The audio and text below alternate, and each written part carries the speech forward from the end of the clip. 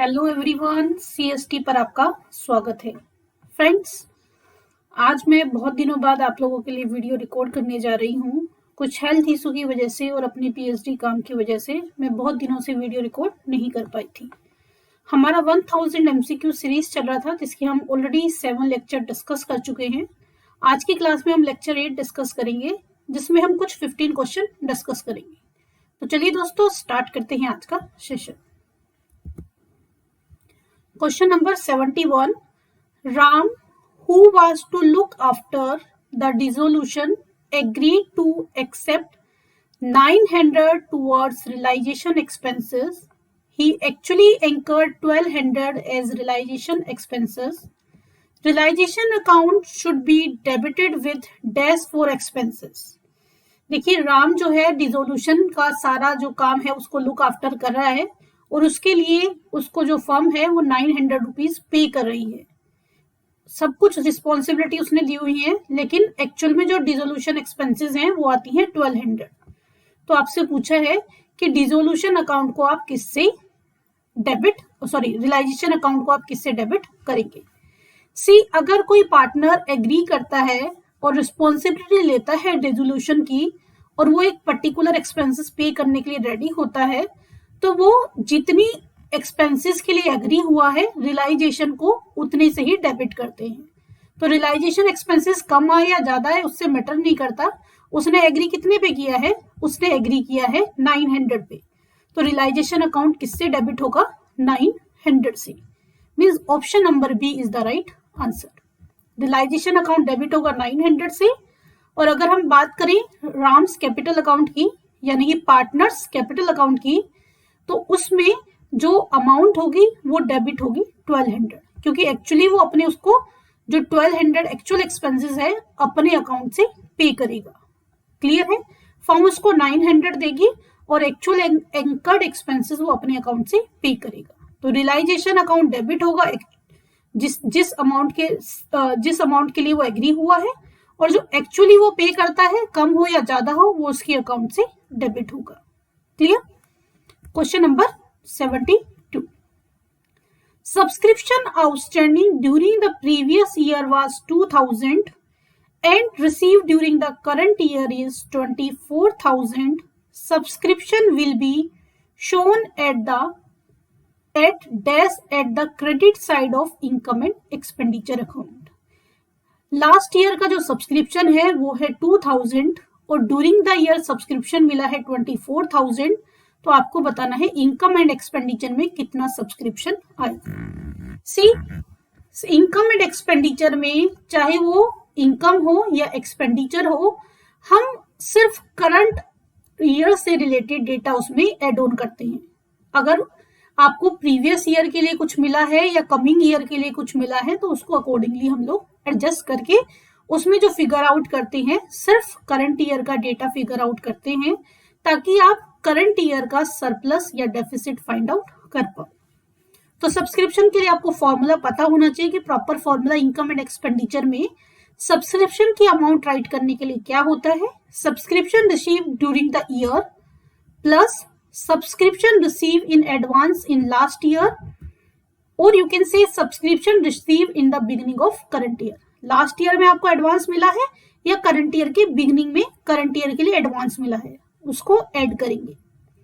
Subscription outstanding at the end of current year, अगर current year के end में कुछ सब्सक्रिप्शन आउटस्टैंडिंग है तो उसको यूज करेंगे, minus subscription receive in advance at the end of current year. Current year के एंड में एडवांस मिला है कमिंग ईयर के लिए, और you can say subscription receive in advance for next year, इसको क्या करते हैं? माइनस।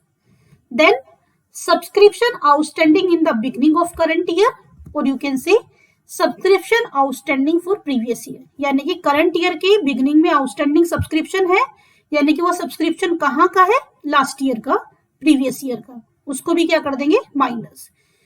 ये एडजस्टमेंट करने के बाद जो आपके पास अमाउंट आएगी वो क्या होगी? करंट ईयर से रिलेटेड होगी।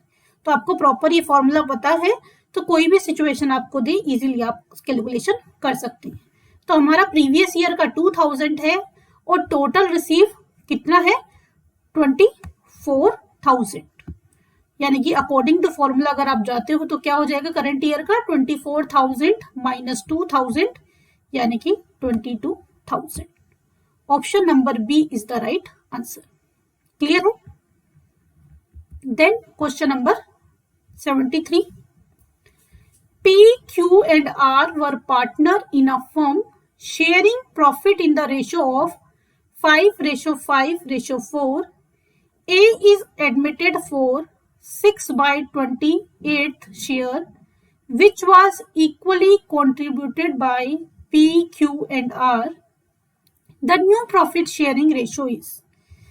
देखिए ओल्ड रेशियो PQR का क्या है 5:5:4 और ए को एडमिट किया गया है 6/28 शेयर के लिए और जो कि सबने इक्वली बराबर बराबर शेयर किया है यानी कि PQR ने उसका शेयर इक्वली दिया है यानी कि जो 6/23 है हर एक पार्टनर ने उसका 1/3 पे किया है. The new profit sharing ratio is. तो न्यू प्रॉफिट शेयरिंग रेशियो क्या होगा? सी न्यू प्रॉफिट शेयरिंग रेशियो क्या होता है आपको उसको कैलकुलेट करना पड़ेगा. और कैसे कैलकुलेट करेंगे? Old ratio minus sacrifice. अगर आप ओल्ड रेशियो की बात करें तो P का ओल्ड रेशियो क्या है 5/14 और सेक्रीफाइस कितना किया सबने 1/3. 6/28 का 1/3 क्या हो जाएगा 2/28. एलसीएम लेके सोल्यूशन करोगे यू विल गेट 8/28. क्लियर है? यानी कि P का जो न्यू रेशियो है वो क्या आ गया 8/28. देन सिमिलरली Q का कैलकुलेट करेंगे. ओल्ड है 5/14 सेक्रीफाइस किया 2/28 क्योंकि इक्वली कंट्रीब्यूट किया है सबने और इसका भी आपके पास न्यू रेशियो क्या आ जाएगा 8/28. देन R का old ratio 4/14 sacrifice minus 2/28 LCM लेके सोल्व करोगे you will get 6/28. Then similarly calculation हो गई तीनों की. देन ए का शेयर क्या है 6/28. इसको अगर आप रेशो में राइट करोगे तो क्या आएगा 8:6:6. सिंप्लीफाई करोगे यू विल गेट 4:4:3:3 यानी कि 4:4:3:3. Option number B is the right answer. Clear? Then question number 74. If the date of withdrawal are not mentioned, interest on drawing should be charged for dash month. अगर आपकी withdrawal की date given नहीं है यानी कि आपको ये नहीं पता कि क्वार्टरली हाफ ईयरली मंथली या किस डेट पे कैलकुलेशन किया है कुछ भी मेंशन नहीं है तो आप इंटरेस्ट ऑन ड्रॉइंग कितने मंथ के लिए कैलकुलेट करते हो 6 मंथ के लिए यानी कि हम एवरेज ले लेते हैं और उसके बेस पे 6 मंथ का कैलकुलेशन कर देते हैं. Question number 75. The contract or bond deposited with the third party who will deliver it to guarantee upon fulfillment of certain condition is known as escrow account, stock option plan, sweet equity, none of the above. कि भाई एक contract या bond है जिसमें कि third party के पास deposit किया जाता है और एक सर्टेन कंडीशन अगर फुलफिल होती है तो वो सारी पेमेंट कर दी जाती है. कोई भी चीज है या कोई भी पेमेंट है या कुछ भी है वो थर्ड पार्टी के पास रहता है और कंडीशन फुलफिल करने के बाद पेमेंट की जाती है. उसको हम क्या कहते हैं एस्क्रो अकाउंट. यानी कि क्या सही हो गया अपना option number A is the right answer. Clear? Clear है? तो डिटेल भी आप देख सकते हो साइड बाय साइड आपके लिए डिस्प्ले कर दी है मैंने. An escrow is the process by which a document real estate, money or securities are deposited with a neutral third party to be delivered upon fulfillment of certain condition. The neutral third party is known as the escrow agent of depository. ठीक है, तो वो जहां पे ये सारी चीजें calculation होगी तो क्या है वो escrow account. Question number 76. If the share of 10 on which 8 has been called and 5 has been received is forfeited, share capital account in this case will be debited with. अगर शेयर फॉरफिटेड किया जाता है तो share capital account को किससे debit किया जाएगा? सी, अगर शेयर फॉरफिट किया जाता है तो हमेशा शेयर कैपिटल अकाउंट को कॉल्ड अप वैल्यू से आप उसमें वैल्यू पुट करते हो, यानी कि उसको डेबिट करते हो। तो पर्टिकुलर सिचुएशन में कॉल्ड अप वैल्यू क्या है? 8, यानी कि option number 3 is the right answer. Option C is the right answer. आप शेयर कैपिटल को किससे करोगे डेबिट? 8 से। क्या मैंने बताया? हमेशा फॉरफिटेड की एंट्री में शेयर कैपिटल अकाउंट को कॉल्ड अप वैल्यू से डेबिट करते हैं। Is this clear to you? Now question number 77, calculate capital reserve. The director of E company forfeited 100 share of 10 each, issued at a discount of 2 per share for non-payment of final call of 3। ध्यान दीजिए, 2 rupees discount है और 3 जो है non payment है। 70 of these shares were reissued at 8 per share। इनमें से 70 share issue कर दी है 8 पर शेयर से। 100 शेयर थे, 10 रुपीज का एक था, 2 रुपीज का डिस्काउंट था और 3 रुपीज की क्या है? Non payment. तो आपने एज पर सिचुएशन ये देख लेना रिसीव कितना हुआ, क्योंकि जितना अमाउंट आपको रिसीव हुआ है वो कहाँ पे आता है? शेयर फॉरफिटेड अकाउंट में। तो 100 शेयर है, 10 का एक शेयर है, 10 में से 2 रुपीज का डिस्काउंट है, यानी कि कितने का शेयर सोल्ड हो रहा है? 8 रुपीज का। 8 में से भी 3 नॉन पेमेंट है, यानी कि 3 रुपीज नहीं मिले। 8 में से 3 गया 5, यानी मिले कितने आपको? 5 रुपीज। 100 शेयर हैं और एक शेयर पे 5 रुपीज मिला है, तो शेयर फॉरफिटेड में कितना आ गया आपका? 500।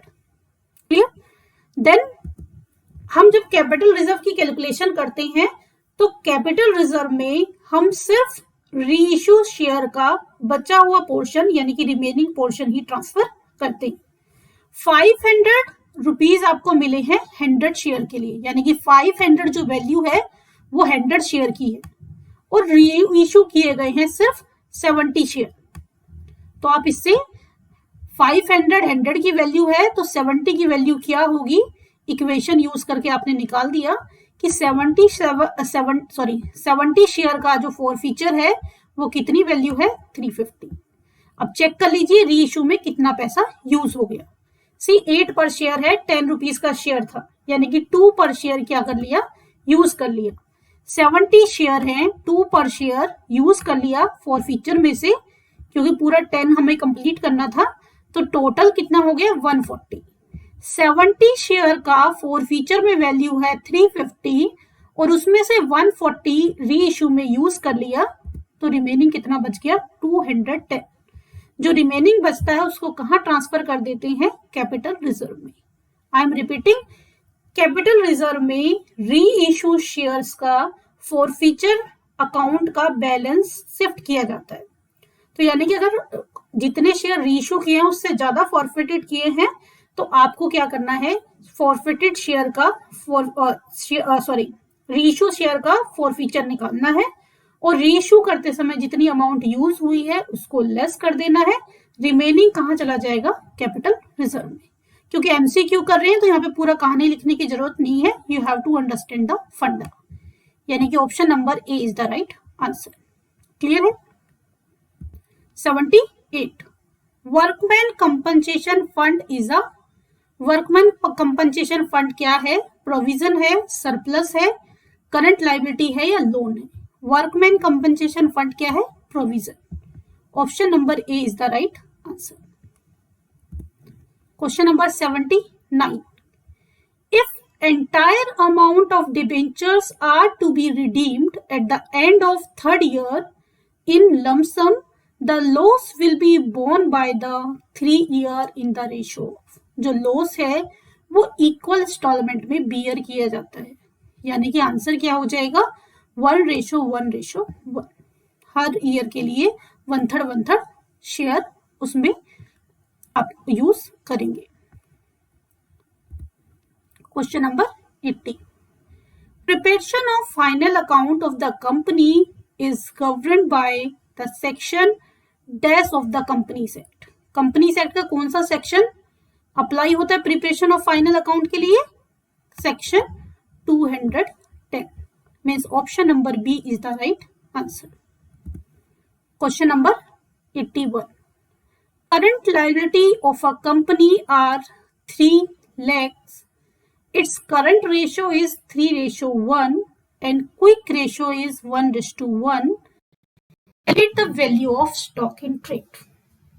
गिवन इंफॉर्मेशन से आपको करंट रेशो दिया है, क्विक रेशो दिया है, आपको निकालना है स्टॉक इन ट्रेड की वैल्यू. करंट रेशो का क्या फॉर्मूला होता है? Current ratio is equal to current assets upon current liability. अब इस फॉर्मूले की हेल्प से आप देख रहे हो करंट रेशो आपके पास है, करंट लायबिलिटी आपके पास है, आप क्या निकाल देंगे? Current asset. करंट एसेट क्या हो जाएगा? करंट लायबिलिटी और करंट रेशो का आप यूज करोगे तो क्या आ जाएगा आपका? करंट एसेट की वैल्यू 9 लाख. फॉर्मूले में वैल्यू पुट कीजिए, सॉल्यूशन कीजिए, you will get current asset 9 lakh. Then quick का formula, quick ratio is equal to quick asset upon current liability. और क्विक एसेट कैसे निकलती हैं? Current assets minus stock minus prepaid upon current liability. Quick means होता है जो जल्दी से कैश में कन्वर्ट हो जाती है.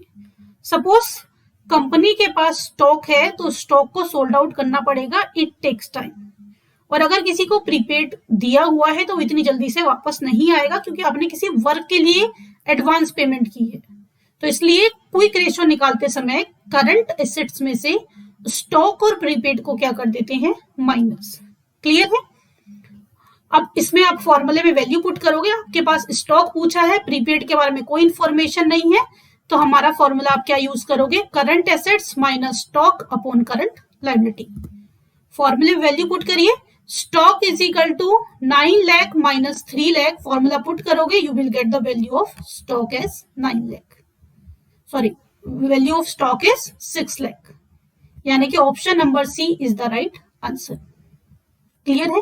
तो डायरेक्टली जितना हो सके उतना डायरेक्ट करने की कोशिश करो. जितना ज्यादा लिखोगे आपको उतना ही ज्यादा टाइम कंज्यूम होगा. Bata company is an example of. Bata company कैसा एग्जाम्पल है? चेन स्टोर का. Option number B is the right answer. Debenture are shown in the balance sheet of a company under the head of. Company के balance sheet में debenture को कहां show करते हैं? Secure loan में. Option number A is the right answer. Question 84. Provision for taxes and dividend account may be prepared to find out taxes or dividend paid, taxes or dividend provided, either of the two, neither of the two. See, provision for taxation और dividend account हम prepare करते हैं either of the two. यानी कि या तो tax और dividend paid निकालना हो या फिर टैक्स और डिविडेंड प्रोवाइडेड. दोनों में से एक चीज मिस होगी और एक गिवन होगी और फिर हम मिस चीज को गिवन इंफॉर्मेशन की हेल्प से निकालते हैं. यानी कि आपको balance brought down, balance carry down given होगा और फर्स्ट और सेकंड ऑप्शन में से पेड और प्रोवाइडेड में से एक चीज गिवन होगी. तो हम फॉर्मेट में पुट करके मिसिंग वैल्यू निकाल देते हैं. यानी कि either of the two is the right answer. Option number C. Question 85. Which of the following document is prepared by the exporter and includes detail of the cargo in term of the shipper's name, the number of package, the shipping bill, port of destination, name of the vehicle carrying the cargo. इसमें ये सारी information होती है shipping bill में, packaging list में, met receipt में और bills of exchange में. ये सारी इंफॉर्मेशन आपकी होती है पैकेजिंग लिस्ट में. क्लियर है? यानी कि option number B is the right answer. ये थे हमारे आज के 15 क्वेश्चन. दोस्तों, सेशन पसंद आया हो तो सेशन को लाइक कीजिए, अपने दोस्तों के साथ शेयर कीजिए और कमेंट करके अपना फीडबैक हमारे साथ शेयर कीजिए ताकि हम इम्प्रूव करके आपके लिए लेक्चर डालें. और अगर आपकी कोई स्पेसिफिक रिक्वायरमेंट है तो वो भी आप वीडियो पे कमेंट करके हमसे बता सकते हैं. We try to fulfil your requirement. चलिए दोस्तों, मिलते हैं नेक्स्ट सेशन में. तब तक के लिए बाय बाय, टेक केयर.